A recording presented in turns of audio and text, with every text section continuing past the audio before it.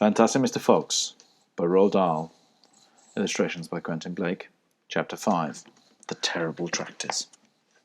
As the sun rose the next morning, Boggers and Bunce and Bean were still digging.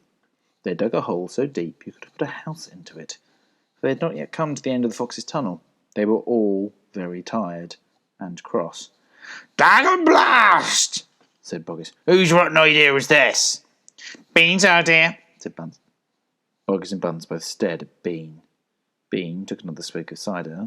Then he put the flask back into his pocket without offering it to the others. "Listen," he said angrily, "I want that fox. I'm going to get that fox, and I'm not giving in till I've strung him up over my front porch, dead as a dumpling." "We can't get him to our digging, that's for sure," said the fat Boggers. "I've had enough of digging." Bunce, the pot-bellied dwarf, looked up at Bean and said, "Have you got any more stupid ideas then?" "What?" said Bean. "I can't hear you." Bean never took a bath. He never even washed. As a result, his ear holes were clogged with all kinds of muck and wax and bits of chewing gum and dead flies and stuff like that.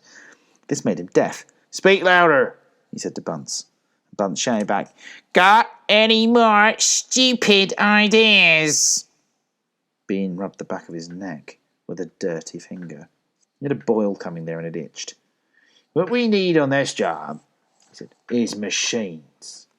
Mechanical shovels. We'll have him out in 5 minutes with mechanical shovels." This was a pretty good idea. The other two had to admit it.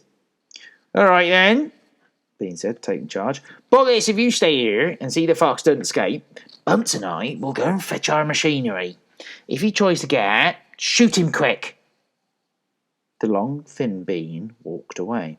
The tiny Bunce trotted after him, and the fat Boggis stayed where he was with his gun pointing at the foxhole.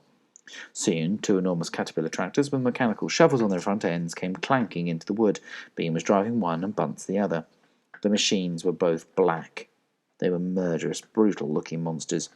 "Here we go then," shouted Bean. "After the fox!" shouted Bunce. The machines went to work, biting huge mouthfuls of soil out of the hill.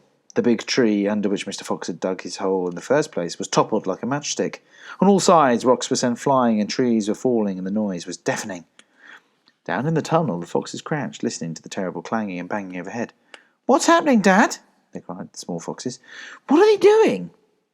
Mr. Fox didn't know what was happening or what they were doing. "Oh, it's an earthquake!" cried Mrs. Fox. "Look," said one of the small foxes. "Our tunnel's got shorter. I can see daylight."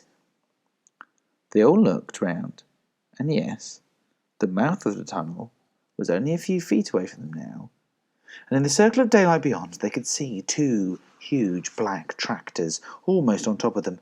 "Tractors!" shouted Mr. Fox. "And mechanical shovels!